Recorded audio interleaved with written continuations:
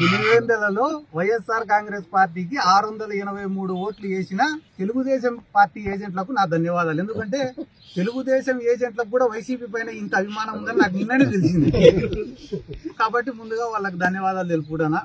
అన్న, ఎవరైతే ఈరోజు ప్రెస్ మీట్లు పెట్టి లోపల నుంచి రావడం లేదు నువ్వు వాళ్ళకి, ఎందుకంటే 10,000 ఓట్ల కోసం మనం అందరం టికెట్లు కన్ఫర్మ్ చేసుకునేమేందిరా అని బాధపడుతున్నారు వాళ్ళే. అది కేవలం 10,000 ఓట్లుండే జెడ్పీటీసీ. ఆ ఎలక్షన్ల కోసం మంత్రులు, ఎమ్మెల్యేలు, 800 మంది పోలీసులు, ఐజీ గారు, ఎస్పీ గారు అన్ని పనులు వదిలిపెట్టుకొని పాపం ఆ గండికోట బాలిక మిస్సింగ్ కేసును కూడా విడిచిపెట్టి కేవలం ఒక జెడ్పీటీసీని గెలిపించేదానికి ఇంతమంది యంత్రాంగం దిగినప్పుడే ఇంకా జగన్మోహన్ రెడ్డి గారు ఎంత బలమైన నాయకుడు అనేది మనం అర్థం చేసుకోవాలా. ఏదో పులివెందులలో జగన్మోహన్ రెడ్డి గారికి అవమానం చేస్తే వైఎస్ఆర్ కాంగ్రెస్ పార్టీ కథ అయిపోతుంది అని అనుకోవడం వాళ్ళ మూర్ఖత్వం. నేను గతంలో చెప్పినా మళ్ళీ చెప్తున్నా, నంద్యాల బై ఎలక్షన్ లో కూడా జగన్మోహన్ రెడ్డి గారిని ఓడగొట్టేదానికి మొత్తం రాష్ట్రంలో ఉండే యంత్రాంగం అంతా దిగి ఓడగొట్టినారు. ఆ రోజు ఓడగొట్టిన తర్వాత సంవత్సరం రోజులకే ఎన్నికలు వస్తే 151 సీట్లు, అదే నంద్యాలలోనే 35,000 మెజార్టీ. కాబట్టి ఇది జెన్యున్ ఎలక్షనా కాదా, పోలింగ్ జరిగిందే, రిగ్గింగ్ జరిగిందే అనేది నాకన్నా బాగా, మీకన్నా బాగా, పోలీసుల కన్నా బాగా, ప్రతిపక్షానికన్నా, అధికార పార్టీ కన్నా బాగా ప్రజలకు తెలుసు.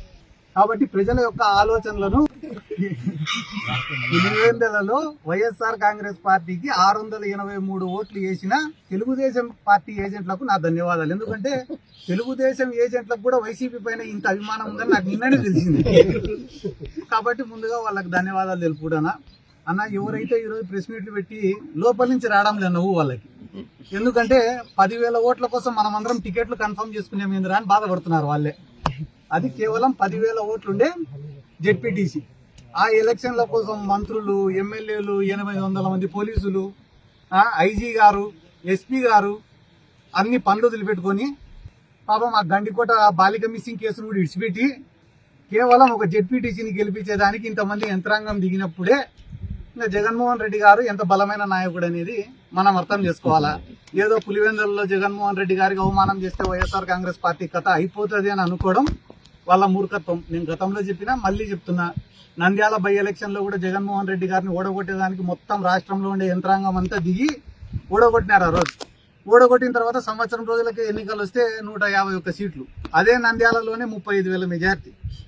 కాబట్టి ఇది జెన్యున్ ఎలక్షనా కాదా, పోలింగ్ జరిగిందే, రిగ్గింగ్ జరిగిందే అనేది నాకన్నా బాగా, మీకన్నా బాగా, పోలీసుల కన్నా బాగా, ప్రతిపక్షానికన్నా, అధికార పార్టీ కన్నా బాగా ప్రజలకు తెలుసు.